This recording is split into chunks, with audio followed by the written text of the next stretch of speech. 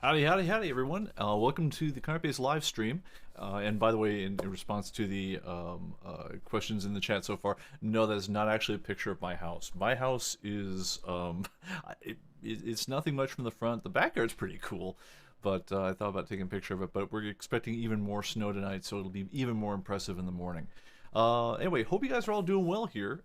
We are out here in Franklin, Tennessee, where for the past, I don't know, 3 4 days we've had rain followed, then turned into ice, which then followed into more ice, which then became snow, which then got crusted over, and basically it's the recipe for making the South completely impassable. um, and unlike I lived in Minnesota for many years of my life, and we kind of laugh at, like, 30 degree below zero, like, oh, it's getting a bit nippy out here. But one thing we have in Minnesota that we don't have in the South is snow plows. Apparently there's like one plow for the whole county, and so only the main roads are passable in any way. The streets where I'm at are, you just slide around on them. You kind of try to stay halfway between the mailboxes on either side, and you kind of assume the road's down there somewhere. But that's kind of how everyone's getting around right now. And then we're expecting 4 more inches tonight. So yeah, school's been canceled for another couple days. So yeah, we're in it for the long haul, and hopefully we come out on the other side of it without too much too much trauma. Do have the generator all ready to roll in case anything gets really strange. So we'll take it from there.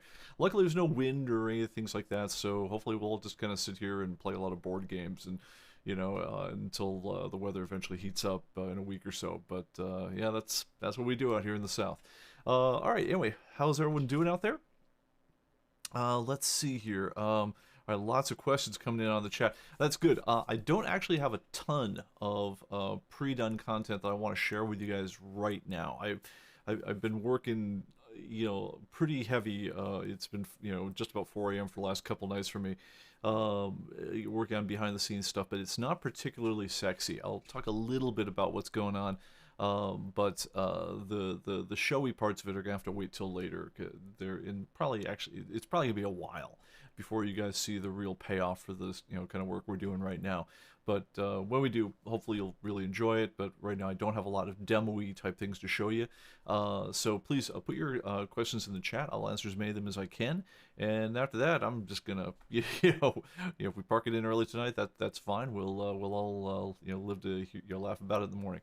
All right, so let's just check here. By the way, how is the sound right now? I continue to mess with the sound levels and things like that, mic placements. Hopefully it's okay for you guys. If it's too low, too high, give a shout out in the chat. Let me know. Okay, so let's see here. Greg, excellent. Our graphics are actually working. Greg says, got my copy of the Monty graphic novel, die cut slipcase. Ooh, via quick start, so probably open up during the snow day. Who did that one? Who's the critter behind that one, Greg?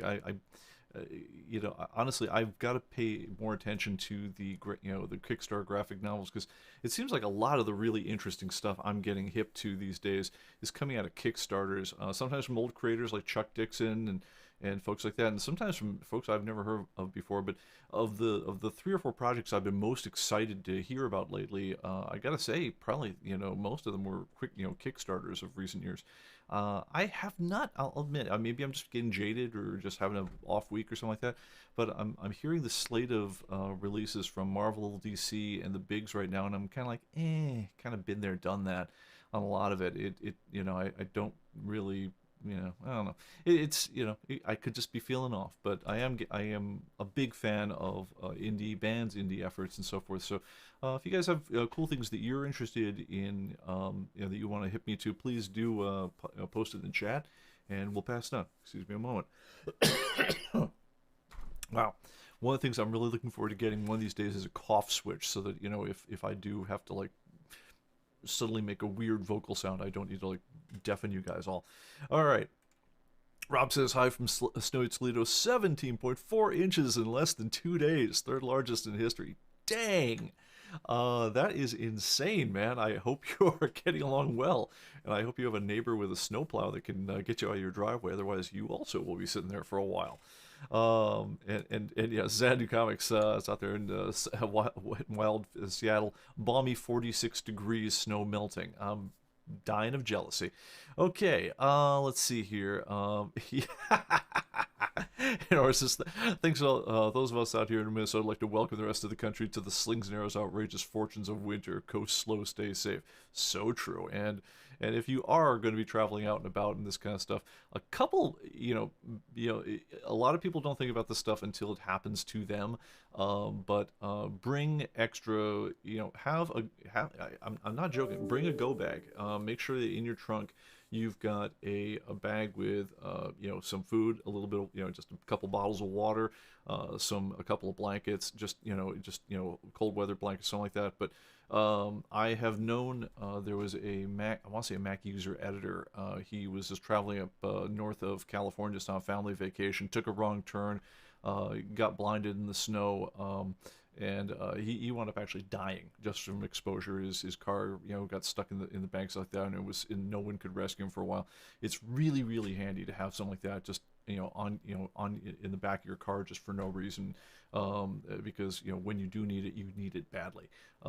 By the way, fun story. So I had to venture out yesterday morning, and because we realized that like as always happens, you're missing the one thing that you can't live without. The second that the weather turned really bad, and that was coffee. In my case, we were out of milk for making mochas, and so I decided, okay, fine. I actually had to drive my daughter to work over the black ice, a couple days earlier. So I figured my car at least has been running lately. So how bad could it be? Well, after an hour of running the defroster and things like that, it was making no dent whatsoever in the 3 inches of ice on my windshield. I eventually went out there. We wound up pouring boiling water over the top of the ice to make to knock out enough of the ice that we could start lifting it off from the windshield to get into it. Got the car going, slid my way very carefully to the store. It was basically one lane road where some guy with a bigger truck than me had made a little bit of a tire track through all the stuff ahead of time. You're trying to follow through there in the middle of what would normally be a 2-lane highway. Got to the store, triumphantly, high five the one other guy at the store, because we're like, yeah, we made it. Did $80 worth of shopping, and I know that amount very very well. It's $81.02, because as I got to the store and got into checkout, you kind of do that part where you reach for your wallet. And one thing all you guys will know is that we kind of know where we are in life because there's a comforting set of weights in our pockets. So I know I got my wallet, my keys, because I feel the weight of it. When I go out there, so I don't worry about that. Maybe I left it in the even heavier jacket I was wearing last night. Well, of course, I get to the register, I've left my wallet behind. Because the comforting weight in my wallet, in my pocket that day, as it turns out, was my ice scraper, which I've been working at for the last hour. I'm at the store. I'm actually not going to mention the store just in case the manager gets in trouble. I don't want them to. And I said, oh my God, I have to go home and get my wallet. And she just looked at me and she's like, yeah, you know what? Just owe us. And I'm like, you're kidding. It's like, you got to know you're in a really nice place, where they're willing to just say, we'll write write us an IOU for the $80 worth of groceries you left to pick up here. And it's like, oh man, I will be back. I will make it back. But then I thought, wait a minute, maybe I've restocked the emergency stash in my go bag in the back of my in the back of my car, and thank God I had, because it's like, I had some emergency cash where I could go in there and pay for it. But it's like, wow, well, my God, what a wonderful place where people are willing to just, IOU us, no ID, no anything, for $80 worth of stuff at the grocery store. So anyway, thank you for the kind folks down there, and I will be your patron for a very long time. Anyway, moving on. So who gets to take you out of all that white stuff? That would be me. Okay, so Andre says, when I right-click with the mouse on the Show Media file in Explorer, it's not working. I don't know, man. It worked for me. I would say in general, two things you want to check out is make sure, obviously, using the latest build. 1570 is the latest one. I'll talk about that in just a minute. Make sure you got the whole row selected. We did have an issue a while back. It was an issue with the grid. We'd done some changes to allow you to put your media files in other places, where if you'd put it in other places, it wouldn't it wouldn't sync up right away. I do remember that being an early bug, and I don't think it's a current bug. If it is a current bug, if you can reproduce it, let me know. But select the whole line, right click, say Show Media File. It should open up Windows Explorer to exactly the folder you're in. It won't go to the exact media file exactly, because at that point we're just sending commands to Windows, and so we don't get that level of cooperation from them because we're not Microsoft. But we can open the folder itself to get to there. If it's not working for you, please let me know, and write to support@comicbase.com, and I'll follow up with you directly. Okay, other things going on here. Ooh, Greg got a hardcover. Batman the Warriors 35 to 45 in the Gypsy Omnibus. Nice. Okay. Let's see here. Yeah, I hope you're well stocked with provisions. We don't want to hear reenactments of the Donner Party expedition. Yes, by the way, one of the fun things I did when I was driving across country to come out here is I did actually pass over the Donner Pass. So I didn't stop into the gift shop, but yes, that's a real thing. No, we're good. You know, honestly, one thing about the COVID years is we all turned into like borderline preppers around here, and if anything, I think we're all getting way too fat. So, you know, if we start looking, you know, covetedly at the dog, and he starts looking a little scared, you'll know it's time to get out more. But I think we're golden. Greg says rumors are buzzing that AT&T will sell DC characters off the highest bidder, just the publishing rights, holding on to the movie and merchandising. I would be really interested in hearing more about that if that's true. It's not, look, it's not unheard of. It's been done. What's his name? Jim Henson Company no longer owns the Muppets. They sold off the more valuable Muppets to what was it, Children's Television Workshop. Wound up parting out the characters, for all the ones that were on there. They went first. The later ones, I want to say Disney went up with the Muppets at the end of the day. I can't recall, but I do recall when it was all said and done, what all that Jim Henson Studios had rights to at the end was a bunch of Muppets no one had ever heard of, and I knew a guy who was heading up the marketing operation over at Henson at the time, and he was doing absolute miracles with Muppets with 0% name recognition. This guy is very, very good at his job. But anyway, yeah, it's not at all unheard of for people to sell off their characters to different places. Very famously, obviously, Spider-Man, the movie rights were with Sony, and then because there's like, hey, we'll make you some movies back when Marvel didn't know how to make movies, and they didn't, they've been in a struggle for the whole thing, and you get very strange publishing deals as well. Based on the idea of, well, we've got the rights to this character, but not the other character. For instance, the incredible, She-Hulk, came out of concerns about just more or less reserving the publishing rights to a female version of the Hulk, because the movie version of the Hulk the television version of the Hulk was held up in TV licensing, which wasn't owned by Marvel at the time, and so they didn't want to have a popular Hulk out in the mainstream that they didn't control, and so they just created She-Hulk at the drop of a hat. Back when Bruce Banner was known as Bill Bixby, until was it Lou Ferrigno, would come along. So yeah, it's corporations do what corporations do. I wouldn't be surprised. All right, so sound is good, sweet. Little low, can adjust fine. Well. Yeah, I don't know. It's my meters say I'm good, but if it is low, let me know, and I'll make further adjustments. Moddies by Duncan Jones and Alex DeCampi. I'm not familiar with those guys. I will look into that. All right. Interesting. Shoot. Okay. So Gregory Heck says, "Piece as bad as your situation is, it could be worse. My comic shop's web pages work, but they have no electric like the rest of Texas. Crap." I hope Buddy and the crew are getting along. It's been rough sledding for them. I got a lot of respect for that operation. Buddy's a professional. He's a hard-working guy, and so I hope that crew does well over there. But yeah, they knock your power out. That's the end of the show. if you guys are been with us for a very long time, you might recall back when we were in California during the Gray Davis administration, we had what was the famous gray outs, like brownouts, except Jerry Brown was actually, he came along both before and after.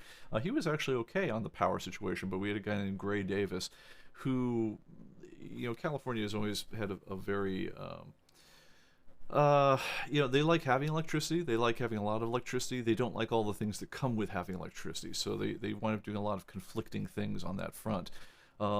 Anyway, they had basically in the age of Enron, they had gone off on a very voter friendly measure to say, hey, look, guys, we're going to control how much you can charge for electricity on the wholesale front, not on the retail front.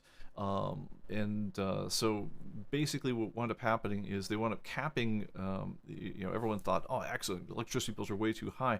And they set up a situation where it kind of became something where it was more efficient for other companies to sell their excess retail electricity to other states than to give it to California, because California was saying, no, we're going to artificially control the prices that we pay for electricity. And so what happened is companies like Enron came along, figured out, wait a minute, I can actually take excess electricity capacity which should have been going to California, but because they won't pay for it, I'll sell it to these other guys instead. And we wound up, even though we're generating the electricity, not getting the electricity. So the response to that was scheduled rolling blackouts, where they said, yeah, we got 40 million people in the area on a power grid that was built for about 28 million. And there was just not enough to go around while that situation was in effect. And so they would just send you a note in the postcard saying, yeah, so all the people on this block, yeah, you won't have power for the day. So I'm sure that won't be a problem, right? And we did this once, and everyone basically, I run a software company. And it's like, okay, guys, well, the power's out, but, plenty of light. We're in California and everything. So I guess let's catch up on all the tidying up the office and filing comics and making everything pretty and stuff like that, and when the power kicks on, we'll get back to work, right? And eventually, because power's supposed to kick back on at 5 at night or so. So the first time, yeah, that was fine. We coped with it, turned on a few portable lights and things like that, spick and spanned up the office and everything. Second time that happens, though, forget about it. It's like, dude, we run a computer company, everyone go home. That's the end of the story. And after a little bit of that, it became a situation where we just got to the point where we just bought a generator. And when things got hairy, it's like, okay, we got a little drill here, little sheets next to all the things that need to happen when we switch to reserve power. Fire up the generator, supply our own power, and we did that for a while until they eventually resolved the situation. But I've had more power outs in California than I ever have had in Tennessee, and Tennessee has weather. It's a weird situation. Okay, all right, Andre says, hi John, have you seen the new cover catalog version 1.1? Andre, by the way, I gotta follow up with you on that one when I get a little bit of time. I've been really gunning very hard on programming stuff lately, so I haven't had a chance to. Andre has been doing a cover catalog of all the covers in ComicBase, doing them out in illustrated form in a PDF, and honestly, it's such a big PDF at that point, I'm not able to get a hold of it except without elaborate special tools I haven't a chance to get a follow up with. But I do want to follow up with that, and I do want to see how it works. But anyway, excellent. All right, so let me check on this thing. Yeah, don't buy the beef jerky from the Donner Pass gift shop. Yes, Muppets now Disney. That's correct. Dark Disney Empire took all the Muppets. Let me see any other interesting stuff. Kid went to live. Greg says, I remember as a kid when I went to the Live Spider-Man TV show, I was like, what's this? Where's the rhino and the vulture? He's fighting a gangster, shaking down the neighborhood bodegas. Yeah. All right, let's see here. Oh, okay. And hey, live tech support actually worked. It's like, did not select the line, now it's working. Excellent. All right. Perfect. We actually made something happen this week. Okay, so a little bit of news from me, and then if you guys have other questions that you want answered during the chat, let me know. Otherwise, we will push on with our lives. So the news from me, build 1570 is out on the servers. It's been one, so I'm normally one where I tell people, "Yeah, absolutely go for the interim builds. They're, what can you lose? We fix a couple tweaks, no problem. This one, I've not been publicizing this one a lot. It's because it's a little bit tricky on the back end, and it doesn't have an immediate benefit to you guys on the front end. That said, if you are feeling a little bold, go ahead and go for it. What's happening is this. We did three things of note on in this build, and they're all behind the scenes. So one of them is we added in a temp sort order key to all the comic, magazine, and book fields, which allows us to pull off a trick where we can have you when you print when you add in different comics, or like add by barcode or something like that, or you select them for printing, we can actually give you the printed list in the order that you selected it, as opposed to in some other sort of order, the most obvious one being alphabetical order. It turns out that was actually, it's surprisingly tricky to get things to be in an arbitrary order, in a database, unless you build in some kind of sort key for it. Anyway, so we did that. That's all good. That one's easy enough. But then the next thing I wanted to address, because it leads up to the other thing I'm doing, is I needed to change the type of a couple of fields in the database, which had not gotten a lot of play. You might, honestly, we threw them in 2021, and you might not have ever known they were there, because we talked about them not at all. Which is to say, it's the date the quantity last changed, the date the price last changed. We threw them in there as fields to allow it to be possible, at least, for you to do searches like, show me all the comics I entered today, whether they were new to the database today or I just changed their quantity today. And also show me all the comics whose price changed in the last week, to be able to do searches like that. So we did that. Now, as you guys might remember, we've had a lot of drama with dates in ComicBase ever since we went to SQLite with ComicBase 2020. And part of that is because SQLite, which the database engine we're using for all its strengths, doesn't have a native date type of format. It stores date in kind of whatever sort of format you feel like giving it to, and then it tries to make sense of it when you ask for the date back. The problem comes with that is that if you're on foreign systems in particular, you can write a date like 1/23/21, which into Americans means January 23 of 2021, and if you take the same date in Australia, it is a nonsense date, because the first month would the first day, well, that'd be the first day of the month. There's no 23rd month, because they write it in day, month, year order as opposed to month, day, year order, and so forth. And there's a million different formats of dates. There's dashes in between things, there's spaces in between things in different countries, and so forth. And when you would take a date, there was only one date format you could ever write dates in that would be universally recognized, no matter where you were in the country or on the globe. So we eventually got that all standardized, but man, it took a lot of futzing around and a lot of converting people's databases and a lot of just cleanup work to kind of get that sorted out. So when it came time to add new date fields to ComicBase, we looked and said, geez, is there another way to be doing this for our new stuff that isn't going to involve the same level of drama? And we did look into it, and for a brief time as we were developing it, we tried storing dates for these new fields in numeric order.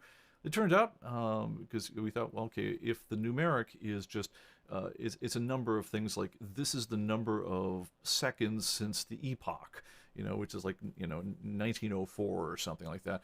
So you give a big number for however many seconds, since that time it was. It doesn't care to us as long as you can turn it back into a date. I don't care. Well, you lose the ability to read it, just looking at it, because you're just looking at a big number that way. But at least numbers stay numbers, across all cultures. The problem on that one, other than not being able to read it when you're just staring at the data, is it didn't play well with any of our other date routines in the whole program, because we'd so slavishly gone and made everything work with these other types of dates after a great deal of work and expense. So after experimenting with it for a little while, we changed our minds and said, all right, heck with that, let's change them, and we're going to declare them as good old-fashioned dates like we did before. Problem is, anyone who had downloaded an interim update in the meantime, as we were testing with that one, had them stored in numeric order, and now we got a whole new set of problems. Well, this is where my second big beef with SQLite comes in. Now, every other database on the planet that I'm familiar with has a command called alter table, where once you've defined a certain column in a table as being a certain type, you can change it. You could you could change how big it is. You could change its type. You could do things like that. You could drop it. You could add a new one in its place and so forth. SQLite, for reasons best known to the SQLite people, does not have support for either altering or dropping an individual column in a table. So once you've made it, you're stuck with it. It can never be changed. Unless you actually go drop the entire table, recreate it, and shove the copy of the old table into the new table and then drop the copy. It's insane. So instead of being one line of code to change, say, I don't know, a date field from numeric to, to some other format, you suddenly have a couple hundred lines of code to transfer the table over to a temporary table and move it back and drop everything in between.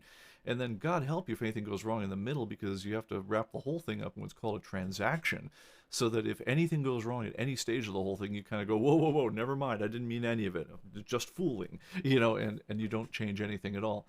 This is nuts. It took, God, a couple of days to get the whole thing working. Anyway, and that was all just to change one date type. Well, all right. This brings us around to build 1570. So we did this, and starting with build 1541 or so, if you launched the program, the very first time you'd open a database with it, it would, it would check over your comic, your magazine, and your book tables. Say, aha, there's an old format of the date table in there. Let me copy it over to temp file, move everything around, blah, blah, blah, recreate the whole thing, move it back. And then we found out last day or so, it didn't always re-index it properly for you, so everything got really slow. This obviously led to me to have a very stressful night, so this brings me to build 1570, where we do it all over again and we handle the re-indexing in a way that should not have the problems that build 1541 or so had. So anyway, all a long way of saying that even though the interim updates are usually pretty stress-free, they're usually just like one and done, they make something a little bit better. This was one where look, the problem with running interim updates, the reason we don't publicize them too much, and they're really meant for people who are just a little bit brave, every once in a while you get a day or two of foo in your life where something goes a little bit wrong. And hopefully if that did happen to you, download the latest one. It should put it all back. If you have any trouble with it all, please contact support@comicbase.com and we'll nail it down for you. But yeah, this is one of those odd times. It doesn't happen much, but every once in a great while we do get something where something goes a little haywire on the interim builds, and we have to do some tweaking on it. So we did do that. We should be back to normal now, but for anyone who's inconvenienced with it, I do apologize. But 1570 should put things back. Maybe run and optimize on it if you need to. And the last thing that 1570 does that's of any note whatsoever is if you ever feel a need to re-index your database, because as it turns out it was something we felt like we had to do, we've added back in a command key shortcut, or I should really just say a hidden feature of the program, where if you hold down the control key when you launch ComicBase, and you keep it held down if it asks you to check your registration, just keep the control key held down as you hit OK. It will then prompt you and say, do you want to rebuild all the indexes in the program? So if you ever want to have shiny new indexes on your program from nothing, this is a way to get there. Now, realistically, should you ever need to do this? Nah. But if you ever do feel a need to do that, or things are running slow and you don't know why, well, that's an option now. Anyway, that's the thing. So that's the news on 1570. Like I say, for anyone who's inconvenienced by it, I do apologize, but we're trying to make some cool things happen, and yeah, sometimes there's some mess. All right, let me check the chat here. Let's see, watching. Greg says, nothing to do with comics. Watching the Burns and Allen TV show from the 50s. George said, at 420, me and Harry changed identities. Don't know. Did they know about 420 back then? I gotta take that just a coincidence there. All right, and some more talking about how you move around this ginormous catalog. Oh my goodness, he's expecting a version 1.2 of the catalog, which is 30 to 50 gigs in size. Good grief. Okay, Deluge is best. Snow largely gone, damage remains, says Richard. Okay, other things that are going on. So cool stuff that's happening in the comic world this week. And this isn't really so much comics, because comics aren't moving at all. By the way, First time ever, I was down dropping packages. I slushed my way down to the post office today because I told people, look, if I'm going out, I'm going out once, and that's the end of it. But I got down there, and I noticed the post office has got all the boxes closed, and there's like one miserable-looking clerk behind the whole thing. And I said, well, hey, hey, you seem stressed, but I do have to ask, any chance the mail guys are be coming around our neighborhood anytime soon? Because we hadn't seen them in days. And they're like, yeah, no, we didn't even get a truck in from Nashville today. And it's like, it's the first time I've ever heard the post office talk of, you remember the, neither, snow nor rain nor dark of night shall keep these couriers from the safe completion of their appointed rounds, or swift completion of their appointed rounds. Um, you guys know that one. They actually have it posted in huge script as you walk into our mailbox, and apparently snow and rain absolutely keeps those careers from around here, at least from the swift completion of those appointed rounds, or at least if the roads haven't been plowed yet, because again, it's the South, y'all. Anyway, so one thing that I was looking at last couple days. Have you guys heard about the Snyder Cut of the Justice League? Now, if you haven't, this is a cool story. So you guys might remember the Justice League movie from 2017, or you might not, because I gotta say, I saw it and I was kind of underwhelmed. It was like, okay, fine, you made a Superman movie, you made a Wonder Woman movie, and you made a Green Lantern movie, and now we're gonna have everybody in one big movie, and we're gonna give them all 20 minutes of screen time, and it's all gonna be kind of a mess, and that's kind of how it went. The Justice League movie, I think it originally, I want to say it was started out with Kevin Smith as the screenwriter. You might know him from Jay and Silent Bob. OG comic guy. Very snarky sense of humor. A little bit erratic, but you gotta say the guy knows his comics. That didn't work out. It fell over to wunderkind Zack Snyder. Who's just he's, if you want a guy to direct your comic book movie, he'd be my first shot. Unfortunately, his daughter died. I wanted a tragic death in the family, and he got to the point where he said, "Look, guys, I can't do this, not right now." He pulled out of the project, and it fell to, good grief. Oh yes, Joss Whedon. Joss Whedon, who, by the way, love from Buffy, love from a lot of things. He does a nice job of dialogue. I'll give him the snappy patter any time of the day, but a very, very much different tone for where he wanted to go with things than the different iterations of the screenplay. So he's sitting there recycling footage, and he's trying to reshoot things and trying to lighten the tone up. The whole movie wound up being, I thought, just super, super forgettable. It was just like, okay, fine, you had some scenes, they got a couple of lines off, and they moved on, and I felt I could remember nothing of the plot at the end of the whole day. My kids liked it. It's my wife liked it, but I'm like, eh. It would not make me a fan if I wasn't already of whatever the thing was. I found it wholly forgettable. So years go by, and rumors kept circulating among fandom of there being a Zack Snyder cut, that if you just threw some more money at the effects and some other things, was a much darker, much more compelling look at the same story, which supposedly big parts of it were almost ready to roll in terms of being ready to go. Estimates range between $30 and $70 million. If you just throw some more money out, we could take this flop of a movie, because Justice League didn't get anywhere, and it wasn't, I don't know if you call it a franchise killer, but it certainly did. It put a lot of brakes on the momentum of the DC universe at that point. But the fandom really believes in Zack Snyder, and they crusaded to get the Snyder cut made. And somewhere over in we have a lot of mixed feelings about these corporate empires, but somewhere over at HBO, Warner, Media, the stepchilds of AT&T, they freed up the money. They made it happen, and come, I want to say March 18th, the Snyder cut of Justice League is actually a real thing, and it's coming out on HBO Max. And I saw the trailer for this the other day, and it was unrecognizable. You literally were thinking, wow, I'm seeing a really cool superhero movie. It looks dark and powerful, and you're seeing the legions of folks under command of Darkseid, and if you guys remember the crazy Granny Goodness and Desaad and all those Jack Kirby characters, they looked badass. I mean, they looked really cool. And the whole thing just had such an epic tone to it, as opposed to just the hey, we're a bunch of superheroes, thing that the former one did. It just looked, if I don't know, man, it scratched my fanboy itch in a way that the Justice League movie absolutely didn't. And the funny thing is, you looked at it, you thought you were looking at a completely different movie. You couldn't recognize a single scene from the original movie in there.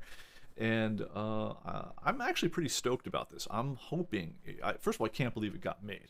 I mean, that is such a testament to the power of fandom that you manufactured a new movie out of the whole thing. And apparently they did a ton of reshoots, a ton of new effects shots and everything to make it all happen. Apparently it's almost like an 85% change from the movie we saw back in 2017, which I absolutely believe. But another thing that's really interesting is if you get a chance, look at on YouTube.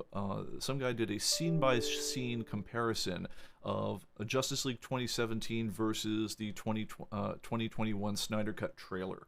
Look for that, and it's nuts. You see how much stuff they're throwing in the Snyder Cut, and what the scenes when they were in the Snyder Cut looked like versus this lifeless version that was happening in the 2017 version. They're absolutely different movies. They're almost like different properties, is how different it was. So I'm actually really jazzed to see that. I don't have HBO Max, so I'm probably going to wind up seeing it on Blu-ray at some point, after that, or streaming it by, through some other kind of streaming service at some point when it gets off of that. But yeah, I'm jazzed, and I think that's a real victory for fandom. So, good on us, man. We made something cool happen. All right, quick check the chat here. Rob says, well, you're talking about dates. Is it possible to add street date box when we double click on the entire grid? Add street date box. So you're talking street date on the in the issue edit. So I think, now maybe I'm wrong about this, but when you double click to edit an issue, I believe that's under other, right over here. It's down here in the street date. In the custom field, that's on the double click, and you should be able to, if you want to see street date in the grid, you should be able to add it using setup and then columns to view. You should be able to choose street date, unless we missed something. Let's see. Street date, no, it's right there. Just check it off there, and then you can add it to your grid and then edit it in the grid. So it's in both places. Hopefully it helps you out, Rob. Okay. And let's see. Andre says, is it possible to put a command key for downloading the cover, like Control D or something else? So what he's talking about is when you've got covers, and let's say I didn't have covers for these, you can right-click and say download covers right there. Could you make that Control D or something like that? Yeah, I don't know why not. D is, I believe, duplicate right now. I'd have to find a command key that makes sense, but if you guys have suggestions, yeah, let me know. If we can find something that looks somewhat sensible. I don't know a reason we couldn't. All right.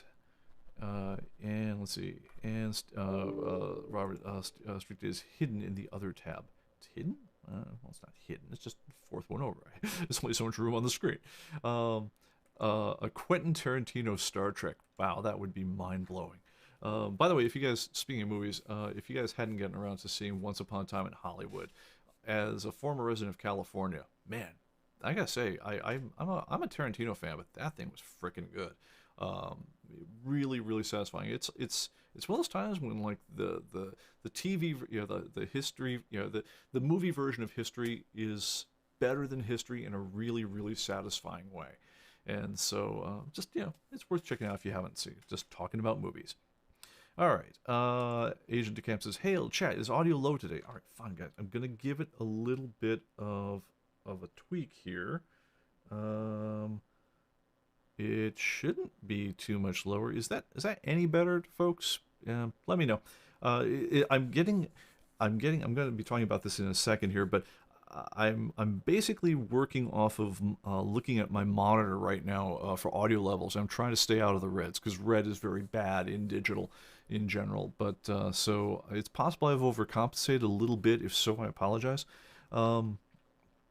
All right, and one thing that I have coming up that's I'm really excited about is, uh, you know, this is one of those rare things where I went out and I just dropped $1,000 without without asking the wife first. Or frankly doing almost anything else. But Black Magic, about an hour before show, just announced their extreme version of the A10 Mini Pro switcher, which is the audio video switcher that is powering this show, allowing the broadcast, the switching of the cameras, and so forth. And it's the very first thing I did when I said, hey, let's try doing a live stream. And I've been very happy with it after a bit of tweaking around and stepping around other things. There are a couple sore spots on it. One is I want a lot more inputs than it gives me, and the ways of getting around that are not super satisfying. I mean, so one thing I wanted to show beforehand was like we have an overhead camera which shines down on my keyboard, and I wanted to be able to kill over to that camera. Except I had something else in that spot right now because I'd been showing a different type of demo a couple of shows ago, and I didn't have time to rig it before showtime. But instead of having 4 inputs, this one has 8. I'm very excited about that. It has a mic input that's actually a stereo. It might even be a balanced stereo input, and it has a couple of mic inputs instead of just the one. Very excited by that. It has more HDMI, so I can, instead of daisy chaining the video out of my camera through a little studio production monitor in order to see what's going on in the whole thing, I can actually have 2 separate outputs. Super excited about that. But the one I'm most excited about, probably more than anything of all, is it's got a damn headphone jack, so I can monitor my own audio. And that has been such a headache. I can't even start to tell you, because it's impossible for me, even with HDMI to audio pass-through boxes and things like that, to get an accurate sense of what the volume sounds like to you guys. And so, I mean, you kind of like you try to take your best shot at it. You can listen on headphones, set up the show, and then as it's going out, you can sort of see what is being sent to the server, but you never really get a sense for what's being processed. And even then, I can't do it live at all. Otherwise, yeah. So just having a headphone jack is it's so huge. This is like a $5 product, a $5 add-on to a $700 product, but it's one of those things that makes all the difference. So I went, and before showtime, I literally oh, right, available for pre-order, great, it's mine. And the thing I'll be doing right after the show is actually reading the reviews of this thing I just blew the money on, and hoping that they didn't say anything like, yeah, for God's sake, don't buy this. This is the worst product ever. But yeah, no, this was for me a very easy choice, and when it comes in, I'm looking forward to showing off the full array of this fully powered and operational Death Star. That is the hope, at least once we get this whole thing running. Other thing that I'm looking forward to doing, and I think we found a way to crack it, is a way to get guests on the show. So either in this one, actually, if the switcher shows up and it does what I think it gives me, it'll actually give me a couple of different ways of getting guests on the show. But we also should be able to do it using a program called StreamYard for doing the broadcasting, so we can conference in other folks to be able to do live chats, on the air, and stream that out to you guys. So I'm hoping to get. We've talked about a number of guests that I've talked with either right before the show or offline, but to get them to be live on these things, and I think that'd be a lot of fun. And that is something where I am actually going to have to use headphones, because I'm going to need to listen to my audio and not have it up in the studio, because otherwise we'll get echoes on the whole thing. So, but I'm looking forward to that one. This should be fun times, going ahead on just in terms of doing the production in the following months. All right, so let's see. Yeah, I didn't ask the wife. Yeah, we'll have the chat just a minute. She could be streaming the show right now, in which case, she'll be glaring at me when I get off the air. But anyway, yeah. We'll figure it out. In any marriage, there's usually like a number where, like, expenses below that number, you don't need to bother asking the other person. In my household, $1,000 expenses, that's definitely a we need to talk number. It's not like a we need to talk number, but it's like a, hey, honey, I'm thinking of getting this. It's typically one of those. This is gonna be more of those, like, hey honey, I just bought this. You're cool with that, right? That's kind of how discussion's going to go down. And if not, I guess I can cancel the pre-order. But anyway, I don't think it'll.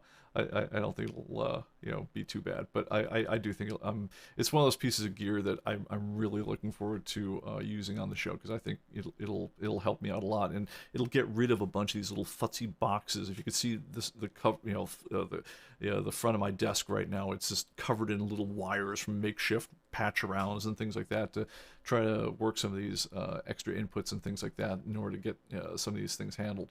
It's going to be a much nicer solution, I'm pretty sure, for making that happen. All right, and what do I have to buy Carolyn to make up for it? Well, I don't know. She did pretty good on Valentine's Day, so I think we're good.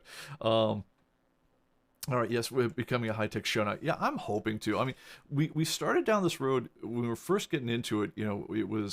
It was a time when I wasn't super busy doing comic-basey things, and I was really interested in doing the stuff here. And we kind of hit a mode where I got it working smoothly enough to make the show more or less run without too much drama. And then ComicBase was getting a little bit more like heavy in terms of like how long I had to be working every day to make that all, all the things I want to have happen with that, keep going. So it kind of grabbed all my attention away from doing the show a little bit. I'm looking forward to doing a little bit more with the show, even though ComicBase is still pretty heavy right now. Speaking of heavy and things that are going on with stuff.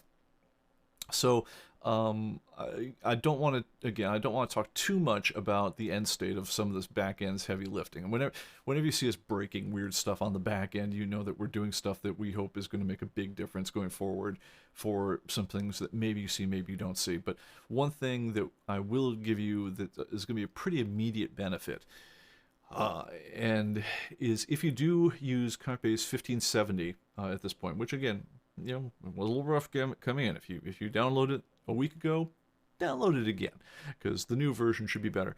But if you do, when you save to cloud, we're stress testing now the feature of how we process the files that get saved to cloud, where we can do a lot more with them rather than just store a big backup file for you. And a couple of things that we'll immediately be able to do is, one is we'll be able to process your reports a lot faster.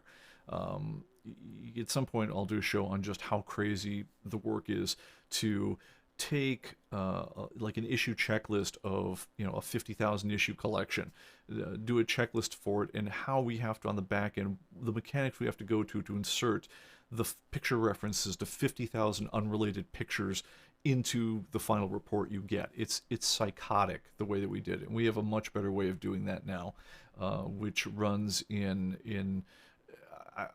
I'll get you the exact number, but I was running stress tests on it last night, and I'm just gonna say I'm pretty excited about it. So instead of Jimmy, our reporting process, running literally like 20 hours straight out of every 24-hour cycle, so when he gets behind, he starts getting really behind. If people start just slamming him with a lot of stuff, this is going to give him a lot more breathing room. So that helps us. Doesn't necessarily help you on that one, but it's opening the way for us to do some really cool stuff that you guys will see pretty shortly. And I hope you give it a shot.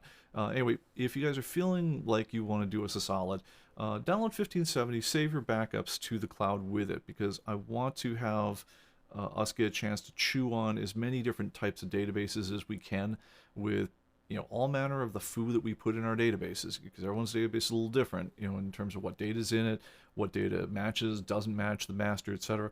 But the more I can train up Jimmy to handle all the weird stuff, the smoother the eventual thing's going to be. And so that's kind of where I'm at right now in terms of my own work on the back end. So if you, like I say, if you do feel like doing this a solid, download that one, save some databases up there, and let us pound through it, and I'll get back to you and I'll let you know how that's all going. But I'm pretty excited by what I was seeing as of about 3:50 last night. Well, I guess this morning. So I'm looking forward to sharing some more of that with you in the future. All right, well, guys, that's going to be about it for me today. Let me just do a quick check. It's a work expense. Should be okay. Yeah, exactly. That's about it for me today. We're going to finally have one that's a little bit on the short side. We'll pick this one up again next week, and I'll be showing you some things that are a bit more concrete, hopefully. And hopefully we might actually have seen a mail truck or a UPS truck in the week since then. So I'll have some new toys to show you as well. Guys, thanks for showing up. And if you have any other calls, questions, anything like that, the live stream, we do it every Wednesday. Please hit the like and subscribe button so you get notified when new things are out. And we'll see you on the next one. Take care. Bye-bye.